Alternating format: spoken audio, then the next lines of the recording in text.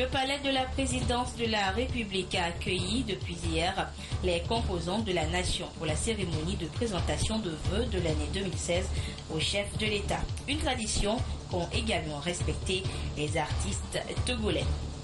Les membres de la Confédération des fédérations nationales de la filière bétail-viande de l'Afrique de l'Ouest sont en assemblée générale à Lomé. Pour cette deuxième rencontre, ils auront à renouveler leurs instances dirigeantes, mais aussi à penser à l'avenir de l'organisation.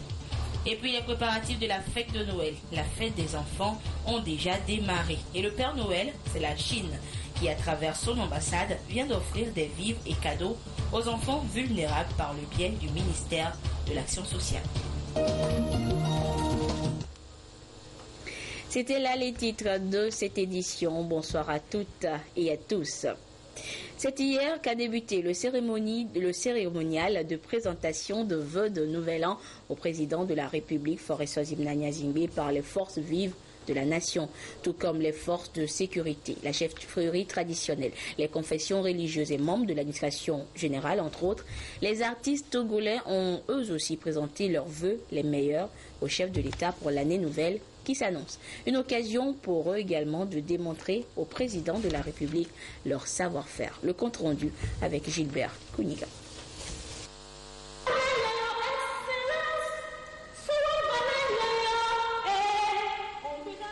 Échange de vœux de bonne santé, de bonheur et de prospérité entre le président de la République et les artistes, comédiens, chanteurs et promoteurs culturels. L'ambiance prenait une allure d'électrochoc et les artistes ont failli chauffer le coin.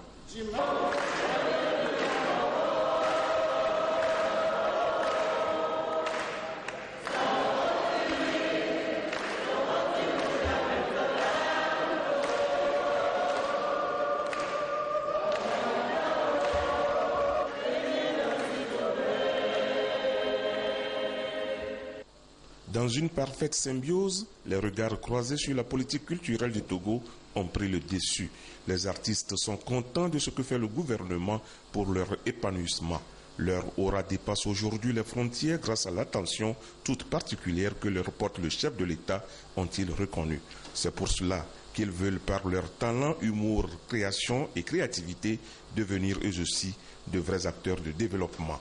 Ils ont été réconfortés par le ministre de la Communication, de la Culture, des Sports et de la Formation civique qui s'est adressé à eux au nom du président de la République.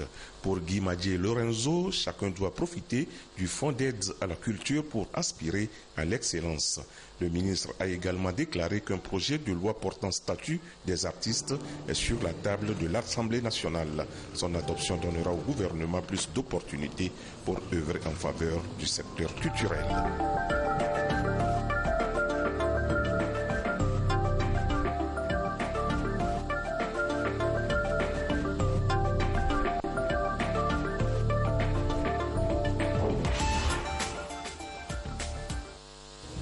Et la cérémonie de présentation de vœux se poursuivra donc vendredi. Vous découvrirez la suite du programme à la fin de cette édition.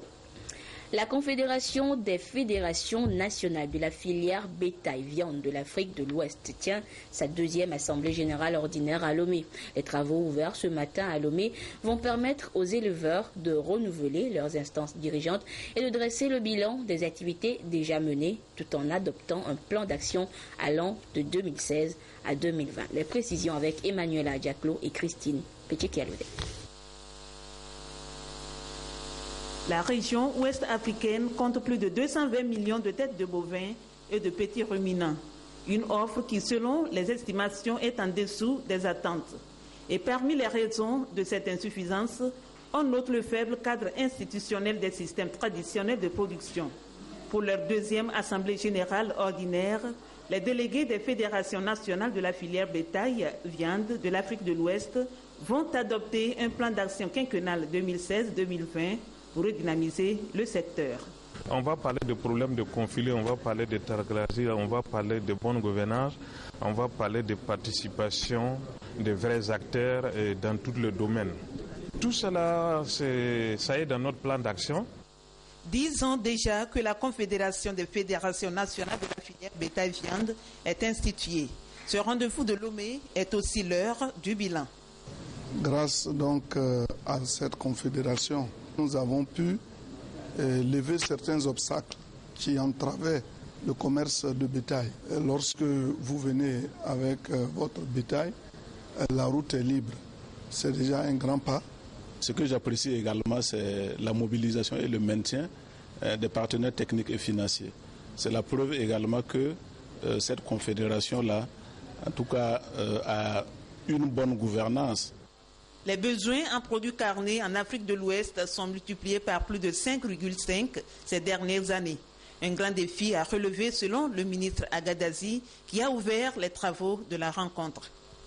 La Confédération des fédérations nationales des filières bétail et viande doit donc repenser le développement de l'élevage de la sous-région à travers des choix stratégiques responsables pour moderniser les pratiques de l'élevage et accroître en quantité et en qualité la production et assurer une nouvelle promotion du commerce régional en utilisant au mieux les avantages comparatifs qu'offrent les spécialités régionales. Cette confédération a vu le jour depuis 2004 avec pour ambition de défendre l'intérêt des acteurs, lutter contre la corruption, combattre la pauvreté et promouvoir l'intégration sous-régionale. Le programme d'appui au développement à la base a été conçu donc pour le développement des différents pays. Mais cette semaine, c'est la commission de l'UEMOA qui est consciente de l'importance et du rôle que jouent les petites et moyennes entreprises PME dans le développement économique et social et qui met en place un programme d'action pour la promotion et le financement des PME, dénommé Projet de directive portant charte communautaire des PME. Les experts sont réunis donc ce matin à Lomé pour examiner ce projet en vue de le soumettre à l'adoption des ministres en charge des entreprises dans les États membres. Dodo Wari et Carmen Madia Kapo pour le reportage. L'Union économique et monétaire ouest-africaine UEMOA veut profiter de la dynamique des PME pour accélérer la croissance et réduire la pauvreté dans son espace. Un projet de charte communautaire a été élaboré en 2010 pour créer un cadre juridique et institutionnel pouvant mieux orienter les politiques publiques relatives à la promotion des PME.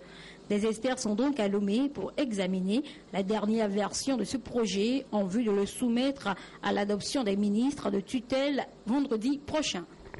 On veut établir le cadre réglementaire de promotion des PME.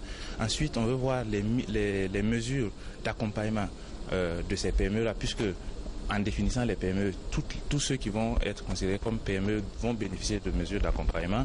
Ensuite, il y a, comme je le disais, l'appui à l'accès au financement et on verra maintenant quelles sont les dispositions au niveau de chaque pays pour rentrer dans cette nouvelle charte.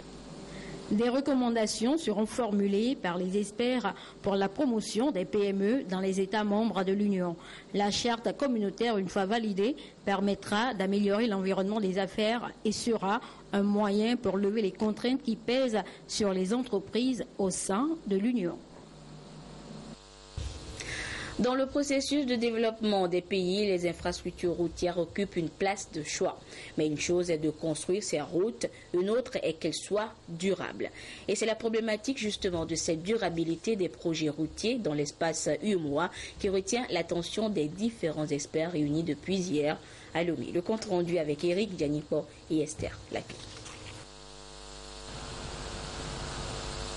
De 1976 à 2012, la Banque ouest-africaine de développement BOAD a financé plus de 100 projets d'infrastructures routières dans les États membres. Entre 2000 et 2012, plus de 400 milliards de francs CFA ont été consacrés à ce secteur. Certaines de ces routes font malheureusement face à une dégradation prématurée. La question de la prise en compte de toutes les dimensions de durabilité se pose alors. Pour mieux appréhender la problématique, la Banque a commandité une évaluation intitulée « Durabilité des projets routiers, constats et enseignements de ces financements de 2000 à 2012 ». Si la qualité des infrastructures mises en service font défaut, quels que soient les moyens mis en œuvre pour l'entretien ne pourra jamais garantir la durabilité. D'où la thématique durabilité des infrastructures routières. Les échanges ont porté sur 2 panels repartis en 7 sujets sur les différentes facettes de la durabilité, à savoir la durabilité technique, environnementale et sociale et la viabilité financière. Ce n'est pas la peine de se précipiter sur les projets. Il faut commencer par les initier, par faire les études et à force d'avancer, on découvre un certain nombre de problèmes qu'il faut résoudre avant d'en arriver à la mise en œuvre. Donc, respecter d'abord le cycle des projets avec les délais, disons, raisonnables qu'il faut. Ça, c'est un premier aspect. Le second aspect est qu'il faut que les intervenants à tous les niveaux puissent faire vraiment et correctement leur travail. Que ce soit les bureaux d'études, les entreprises, les administrations qui sont chargées de contrôler et de suivre, de superviser les travaux, et même les bailleurs de fonds qui chacun joue son rôle pour que les projets soient désormais viables. La rencontre s'est achevée sur une note d'espoir. La BOAD compte miser sur le contrôle des projets. Je vous assure que nous sommes arrivés à des résultats satisfaisants par rapport aux recommandations fortes qui ont été exprimées. Faire un travail de fond pour ne pas rater les prérequis pour la durabilité des infrastructures. Il y a un élément aussi fondamental qui n'était pas pris en compte d'une manière générale dans presque tous les pays de l'Afrique, c'est les aspects géotechniques. La trentaine de techniciens, d'experts et d'ingénieurs des 8 pays qui ont pris part à la rencontre de Lomé viennent du groupe de la BAD, de la BIDC, de la Commission de l'UEMOA, de l'Agence française de développement, de l'Union européenne et de la Banque mondiale. Le programme d'appui au développement à la base a été conçu par le gouvernement togolais pour contribuer à la réduction de la pauvreté à travers la promotion de l'emploi et des activités génératrices de revenus. Quel impact le PRADEB a-t-il pu avoir sur les bénéficiaires? Après 3 ans de sa mise en œuvre, des tournées sont organisées pour mesurer les effets de ce programme. Et c'est le cas dans la préfecture de la COSA avec la correspondance de Nestor Mozo. Bien que difficile à résoudre, l'équation que pose la pauvreté des populations au Togo commence par trouver des débuts de solutions avec différents projets et programmes, parmi lesquels le programme d'appui au développement à la base. Le PRADEB est un ensemble de mesures orientées vers le renforcement des capacités financières des populations. À Kouméa, dans la COSA, 2 groupements de femmes ont vu leur situation améliorée grâce au PRADEB. Le premier se nomme Passa et produit de l'huile de palme. Le deuxième, qui s'appelle Sowereu, a bénéficié d'une plateforme multifonctionnelle.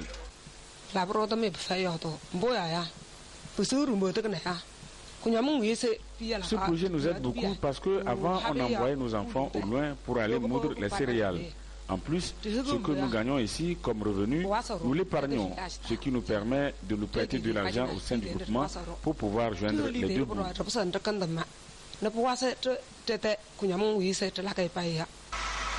Apia accueilli toujours dans la COSA, cet homme arrive à subvenir aux besoins de sa famille après avoir obtenu un microcrédit du programme pour installer un moulin. Crédit qu'il a d'ailleurs commencé par rembourser. À Kara, cette couturière a bénéficié du crédit pour agrandir son atelier. Avant, je n'avais pas les moyens. C'est 1,5 million que moi j'ai pris. C'est ça qui m'a permis d'acheter les pagnes, les tissus et je produis, je vends. Avant, j'attendais les clients seulement. Maintenant, d'autres clients qui n'ont pas de tissu pour venir vers moi viennent pour acheter. D'autres aussi amènent les pagnes et je les vends. Structuré en 3 composantes, à savoir le soutien aux activités des groupements d'intérêt économique, l'appui à l'installation des plateformes multifonctionnelles des communautés n'ayant pas accès aux sources d'énergie modernes et la promotion de l'emploi des jeunes, le PRADEB, pour plus d'efficacité, a confié le suivi à certaines ONG. Le PADES, programme d'aide pour le développement économique et social, joue ce rôle dans la région de la Kara sous la supervision d'un comité régional de suivi et de sélection des projets finançables.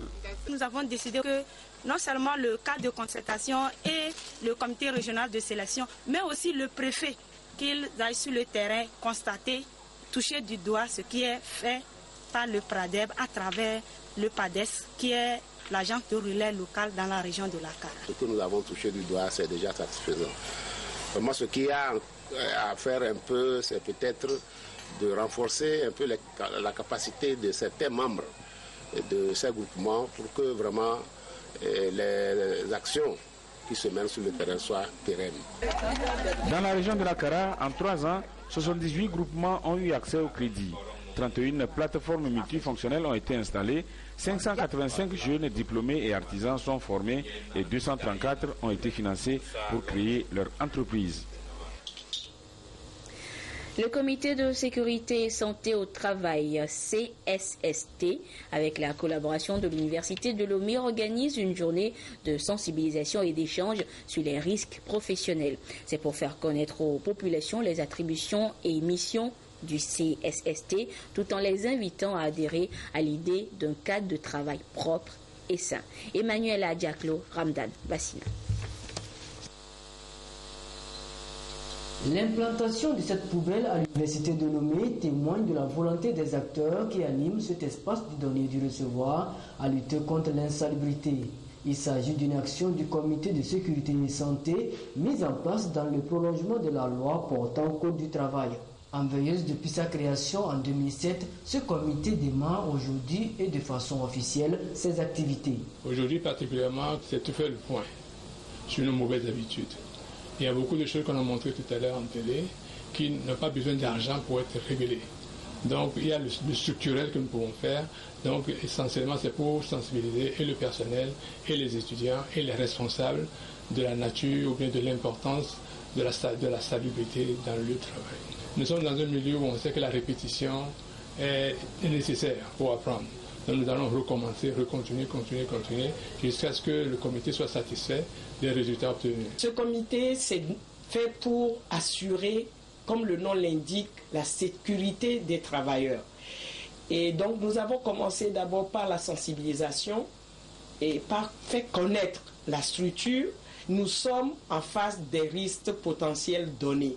Il fallait les recenser et les faire connaître à ceux-là qui utilisent ces lieux pour les sensibiliser, que chacun à son niveau prenne conscience de cela. La pose de la poubelle a été précédée d'une séance de travail qui a réuni les responsables des départements et services de l'Université de Lomé. Ils ont échangé sur la manière de garder les lieux de travail sains et agréables à vivre. Autre actualité, c'est la Cour d'appel de Kara qui vient d'ouvrir ses assises de l'année. La session va durer 10 jours pour 15 audiences. Cette Cour juge les crimes plus graves. La cérémonie d'ouverture de ces assises avec la correspondance de Nestor Mozo. Du 14 au 23 décembre 2015, c'est la période au cours de laquelle vont se dérouler les assises de la Cour d'appel de Kara. À la cérémonie d'ouverture de ces assises, le procureur général de cette cour a souligné les pouvoirs qui sont conférés à la juridiction. La cour d'assises est une juridiction mixte, chargée de juger les crimes les plus graves, qui ne peuvent être renvoyés devant un tribunal correctionnel. C'est pourquoi les assises suscitent toujours un grand intérêt auprès des populations qui éprouvent le besoin d'être sécurisées contre les crimes et le banditisme. Elle est composée de magistrats professionnels, assistés d'un jury populaire tiré au sort sur une liste établie chaque année. Les jurés représentent l'opinion publique et la conscience populaire. 15 affaires sont inscrites aux audiences. Une se rapporte à la tentative d'homicide volontaire, une concerne l'infanticide, une est liée aux violences volontaires ayant entraîné la mort. Il y a aussi une affaire de viol, une de destruction volontaire par incendie, 2 de pédophilie et 8 d'homicide volontaire. L'opinion publique veut connaître la vérité dans chaque affaire, voir les coupables condamnés et les innocents acquittés. Il faut rappeler que la Cour d'assises a plénitude de juridiction, ce qui lui permet d'examiner, outre les faits qualifiés de crimes, déférer devant elle les infractions connexes qui éventuellement s'y rattachent. Mesdames et messieurs, distingués invités, au cours de la présente session, la Cour d'assises examinera plusieurs dossiers criminels dans lesquels 25 accusés connaîtront définitivement leur sort. Après l'audience d'ouverture, le premier dossier à être jugé est l'affaire ministère public contre Kobré de Mapamaze. Il s'agit d'une infanticide. Dans la nuit du 26 mai 2012, Kobré de Mabamazi, revenu à la maison, retrouve sa femme et son enfant de moins de 7 mois couchés à la devanture de sa porte. Il a alors demandé à sa femme de rentrer se coucher avec l'enfant dans la chambre, mais celle-ci a refusé. Après un instant, ayant constaté que la femme dormait, il a soustrait l'enfant et est rentré dans la chambre avec lui. Plus tard, vers 4 heures, il amène le corps inanimé de son enfant et a commencé par crier au secours. Du coup, il s'est enfui de la maison. Dans ses déclarations devant les enquêteurs, Kobré de Mabamazi a reconnu que c'est en raison du fait que sa femme lui a souvent déclaré que l'enfant n'était pas de lui qu'il s'en est débarrassé. Des fois, il soutient que ce sont ces sirènes qui ont tué l'enfant. La Cour, dans sa sentence, a culpabilisé l'accusé. Kobré de Mabamazi a écopé d'une peine de 10 ans de prison. La Cour d'assises juge également des cas de grands crimes comme le terrorisme, un phénomène qui gangrène nos pays et qui incite le comité interministériel de suivi des activités relatives à la lutte contre le blanchiment d'argent à élaborer un projet de sensibilisation. Les cibles, les leaders religieux, les chefs traditionnels et les journalistes. Les précisions avec Antoinette Omao. Vovor.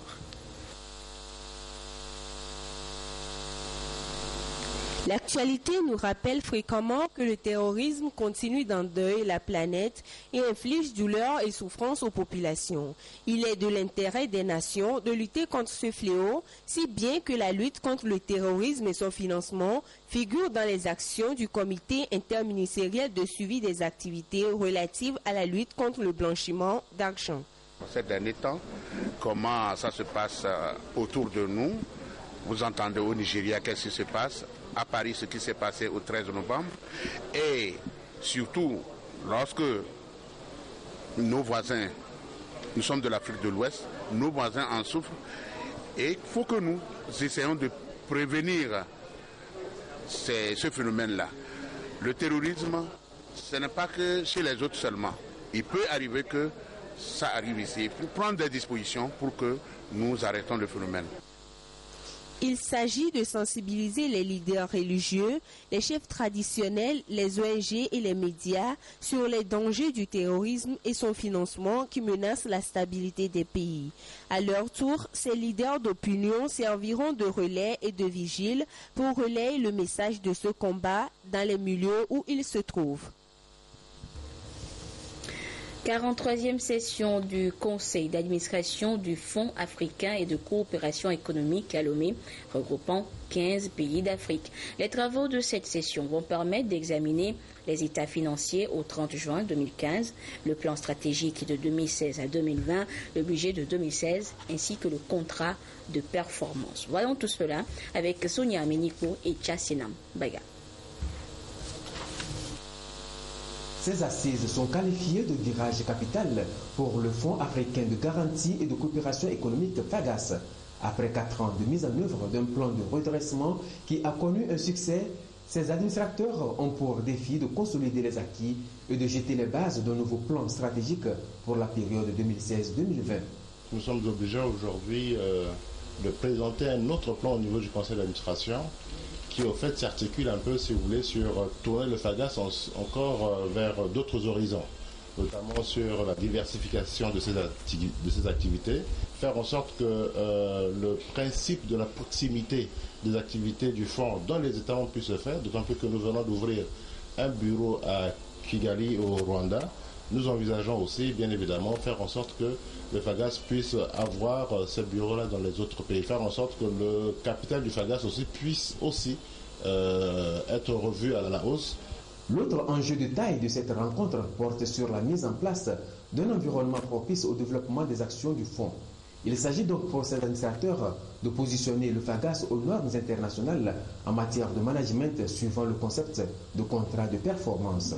Le management par performance aujourd'hui est essentiel. C'est un nouveau concept qui permet justement de mesurer le développement des activités d'une institution, d'apporter les corrections quand les choses ne vont pas bien et bien évidemment de répondre justement aujourd'hui de se positionner par rapport aux normes internationales de management aujourd'hui. Le Togo bénéficie actuellement d'un accompagnement financier du FAGAS à hauteur de 38 milliards de francs CFA pour la réalisation de nombreux projets dans les domaines d'infrastructure et d'énergie. Pour l'ensemble des États membres, les interventions du FAGAS se chiffrent à 2 000 milliards de francs CFA. Voilà pourquoi les attentes sont énormes pour ces assises de Lomé. Le FAGAS, c'est notre instrument de développement. Et nous souhaitons que son leadership rayonne sur toute l'Afrique. Mais pour cela, les instruments doivent être renforcés en vue de plus d'efficacité. Le FAGAS est une institution financière internationale au service du développement en Afrique. Il intervient dans les domaines de l'industrie, de l'agriculture, des télécommunications, de l'énergie et du transport sous forme de garanties, de bonification de taux d'intérêt, de caution sur le marché et plus récemment de financement direct. Pour la deuxième fois consécutive, le CONAP, Conseil national des patrons de presse, organise des journées portes ouvertes de la presse. En collaboration avec les différentes organisations de presse dans notre pays, le Conseil veut cette année mettre l'accent sur le rôle des journalistes dans l'atteinte des objectifs de développement durable, ODD. Et c'est de ce 16 au 19 décembre prochain. Charlotte Consimé. La presse togolaise ouvre à nouveau ses portes au public, de vétustes matériels de travail aux anciennes parutions. Ici, à la Blue Zone de Kakaveli, c'est le quotidien des journalistes qui est exposé. L'occasion pour eux de revenir sur les traces de leur parcours et de s'engager davantage dans cette cause d'intérêt public, la lutte contre la pauvreté et la protection de l'environnement. Ils vont donc, durant ces journées, échanger sur leur rôle dans l'atteinte des ODD.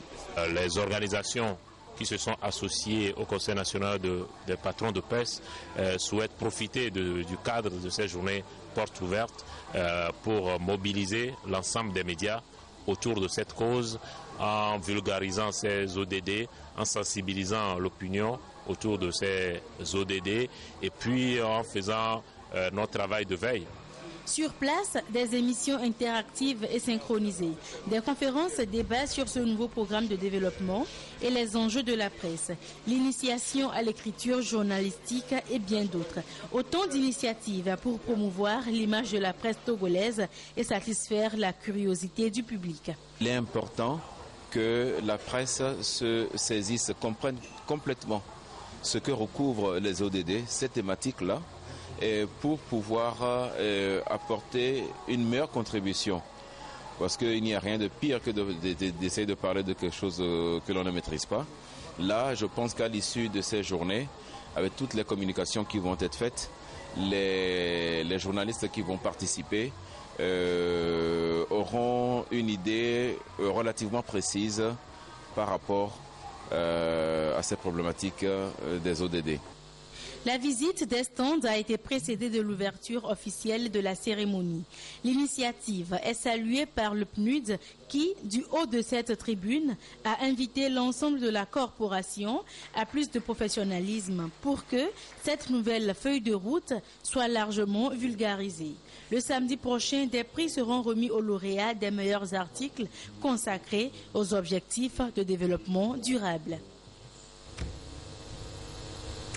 Et je vous le disais également en titre, les enfants vulnérables du Togo auront des cadeaux pour la fête de Noël. Ceci grâce à l'ambassade de Chine au Togo qui vole à leur secours. L'ambassade vient de remettre un important lot de cadeaux et de vivres au ministère en charge de l'action sociale. Le compte rendu avec Lélé Koussao et Christine Petit-Caloudé. Ces lots de vivres et de non-vivres constituent un don de la communauté chinoise au Togo en faveur des enfants démunis. Les Chinois résidant au Togo ont une fois encore pensé aux enfants nécessiteux en cette période de fête de fin d'année. C'est depuis 2011 que l'ambassade de Chine et la communauté chinoise au Togo perpétuent ce geste en signe d'amitié envers le peuple togolais. À la fin de l'année, tous les ressortissants chinois ici au Togo se rassemblent pour répondre aux besoins des enfants. Voilà, ça c'est une très bonne chose.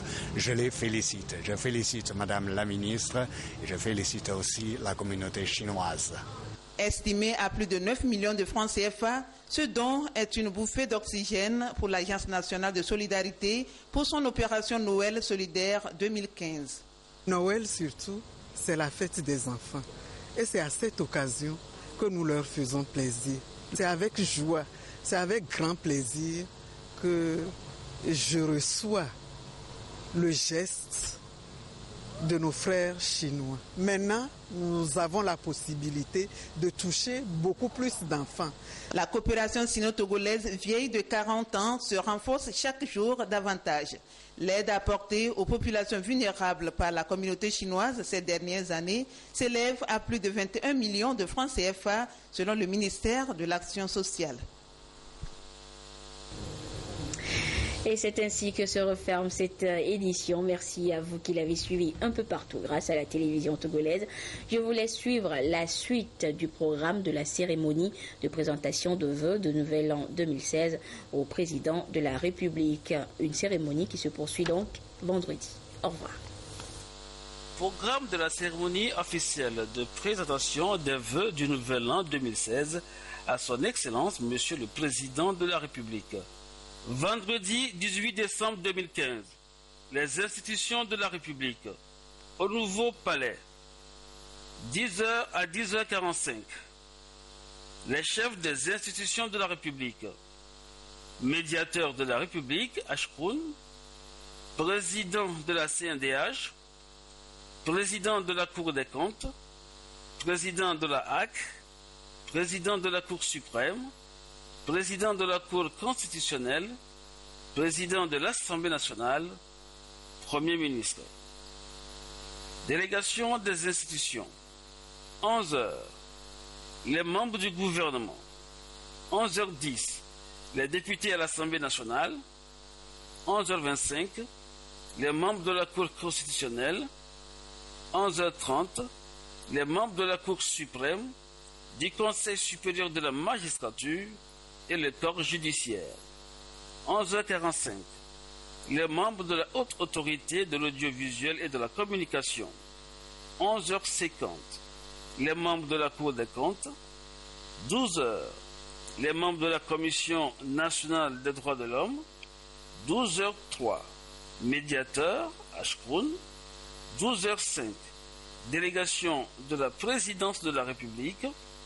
12h20, délégation de la primature et du secrétariat général du gouvernement.